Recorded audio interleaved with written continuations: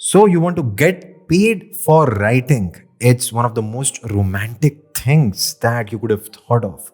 Or maybe you read somewhere that, hey, freelance writing is a nice side hustle.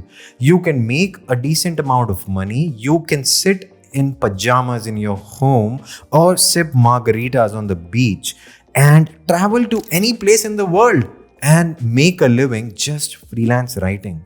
Well, all of those stories are true. You can actually do freelance writing, pursue it as a professional career, and without any special skill set, start making money from freelance writing in 2 to 3 months. A few $1,000s a month. That's possible. Today, I want to share how you can become a freelance writer. And I want to share if this thing is for you or not. Let's get started with the first step. The first step is to understand what high quality writing looks like. See, when I started freelance writing, I thought high quality writing is just about good grammar. I thought if I can form good sentences, that should be sufficient for clients to rush to my doorsteps. Well, today, even somebody who can write a tweet is a writer. The barrier of entry is low, but you don't get paid well. Freelance writing is hard, and the first step is understanding the kind of writing you want to do and understanding what high quality writing of that kind looks like. So if I am specializing in blog posts, then I need to understand what a high quality blog post looks like. If I don't have that mental model, then I will not be even willing to put in the effort to make my writing high quality. So understand, most people online scan writing. They will not appreciate long paragraphs and lengthy sentences. You'll have to keep it short. You'll have to use a lot of images. You'll have to make your writing conversational. To get this mental model, you can pursue an online writing course or read a few blog posts or follow a few successful freelance writers and read their blog posts. How do they write? How do they frame sentences? Where do they use pictures? Such things are important for inspiration for your own writing. The second step is understand how a freelance writing business works. Most freelance writers fail not because they are bad writers, but because they can't get themselves in front of sufficient number of people. See, nobody is going to come to your doorstep and ask you to write for them. You'll have to put yourself out there. You will have to generate leads for your business. That's how a business works. A service business will require you to establish yourself as an authority. But even before you do that, you'll have to just pitch a lot of clients. You'll have to get yourself out there. So focus on presenting yourself as a professional. For this, a website will help under your own name or a branded name for your writing business. You can also start a blog on your website and start self-publishing articles that will be of interest for your prospective clients or that will show off your writing skills. I recommend you to use Green Geeks for your website hosting, and you will get your domain for free for the first year. Here's my affiliate link that you can use to sign up for Green Geeks. I use it personally to host Elite Content Marketer, and I love their customer service and their user-friendly platform. Once you have a website, you can start guest posting. That will help your website's SEO. It will attract new prospects to your website, and it can even lead up to your website appearing in organic search results for relevant keywords. This could be a little too advanced, so I also recommend you to cold pitch clients and start reaching out to them while showing off your website in your email signature. You can also start engaging with prospective clients on social media. LinkedIn and Twitter are typically great platforms where content managers, content marketers, and marketing directors hang out.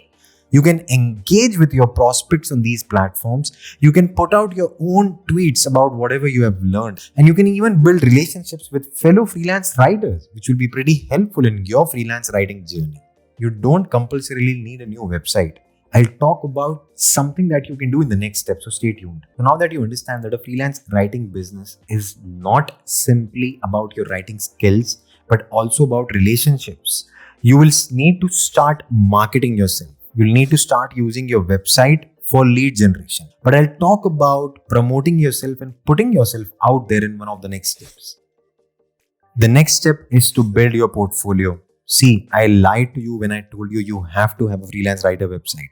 If you don't have one, you can just start self-publishing on platforms like Medium, LinkedIn, or even start your own Substack newsletter. Substack will even allow you to have your own audience and write for them. So it's a great way to experience what writing for an online audience is like. You can self-publish, but what do you write about? Well, this is where choosing a niche comes into picture. I'll club it under building a portfolio, and choosing a niche gives an unnecessary amount of importance. Especially for beginners, it's not so important. You still need to focus your skills in 2 or 3 subjects, but it's not very important to have just one where you want to be the best, because initially you don't really have a brand, and it does not really matter if you position yourself as an expert, because you're not. So just choose 2 to 3 broad niches, 2 to 3 broad subjects that you want to write about, and begin writing in them. I chose self-improvement, productivity, and digital marketing. And digital marketing paid me the most. So I naturally gravitated towards digital marketing. That's where a lot of B2B companies were available to offer jobs. Now, if you want a more detailed analysis of what should be your niche, then here's a tutorial I've created that you can check out. But I recommend you to follow the money. It's always more fun when your freelance writing can pay your bills. So don't go for something like sports journalism or celebrity news. There are a lot of writers and there's a lot of competition in such niches. You'll get paid better if you write in a complex industry. Remember, ultimately, you will get paid well for becoming a niche expert. I started out writing different kinds of content. I wrote email copy, I wrote website copy, I wrote blog posts that are short in length. But then I found the sweet spot in long form SEO writing. Initially, I started writing about digital marketing, but then I gravitated towards marketing, sales, and anything long form. I have even written in complex industries like cryptocurrency. So let the process be organic, but keep following the money. Freelance writing will be more fun if you write about something that you're interested in, but it can also pay you really well. A quick tip to gain momentum in building your writing portfolio. Once you have a few self-published pieces, reach out to editors and content managers at niche publications. Now, if you are writing in the B2B finance industries, this could be personal finance publications. If you are writing in the digital marketing or maybe B2B content marketing or related industry, it could be publications in that niche such as Content Marketing Institute, Co-Schedule, G2, and other publications like that. You can also target broader media publications such as Business Insider, Entrepreneur, and the like. They will always be adding a lot of weight to your portfolio, but it could be difficult to get into these publications, at least initially.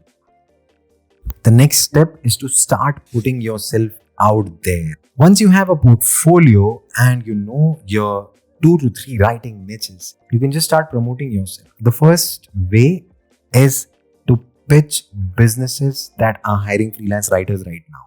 Now, there are various job boards such as ProBlogger, such as Speak Freelance, LinkedIn, freelancewritinggigs.com, and a lot other platforms. Look out for new freelance writing gigs on these job boards and figure out the ones that are relevant to your niche. Create an email template that you can use to pitch different business owners in different niches and send out those emails applying for these jobs.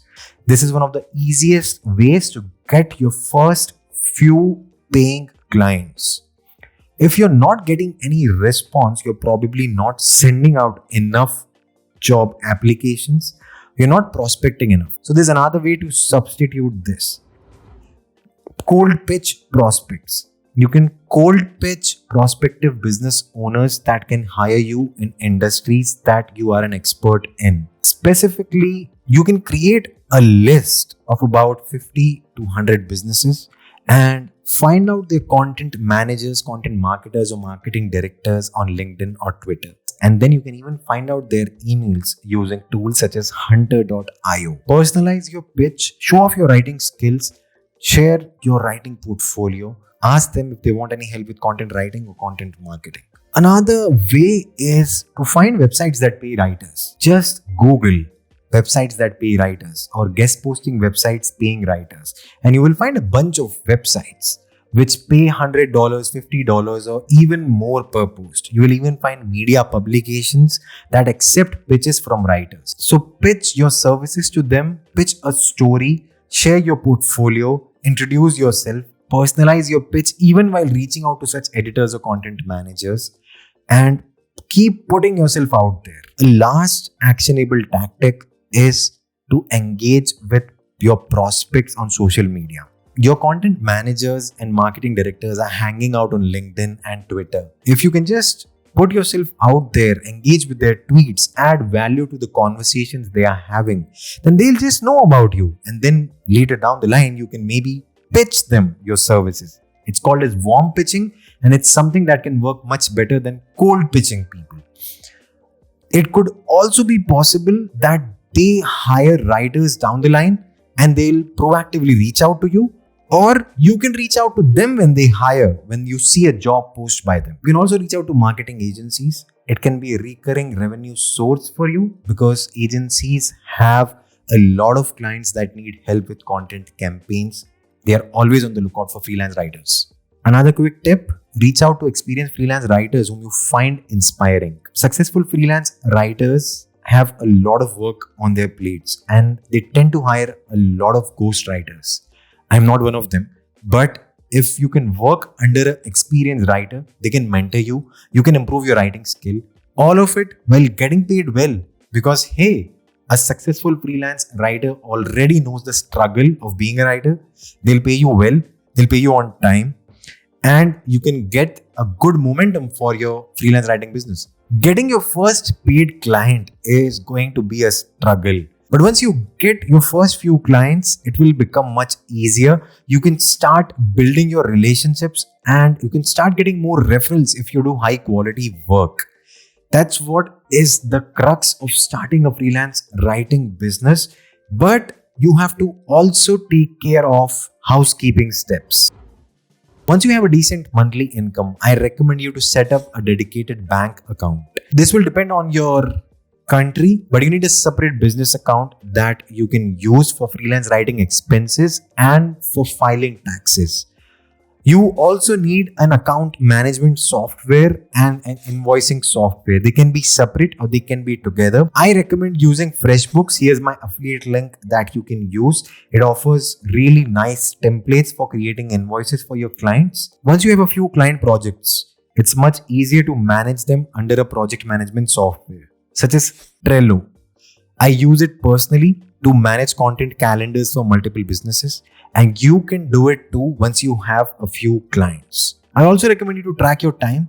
I use Rescue Time to track all of my time on my laptop. Here's my affiliate link that you can use to sign up for the platform. There's a free version as well. It's just nice to know how much of your time is spent on writing versus pitching clients versus housekeeping and admin tasks in your business.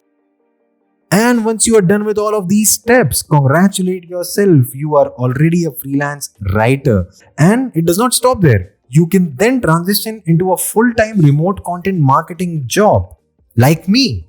Or you can start your own agency. Or you can scale your freelance writing business to 6 figures and beyond. Or don't do that. Just keep doing freelance writing as a side hustle while you are at your full-time job. The choice is yours, but have a successful freelance writing career. Here's the link to start your freelance writing website that I recommend you to watch next. And if you still have any other questions on freelance writing, then don't hesitate to ask them in the comments box below. I'll be glad to help you. Thank you and all the best. Bye-bye.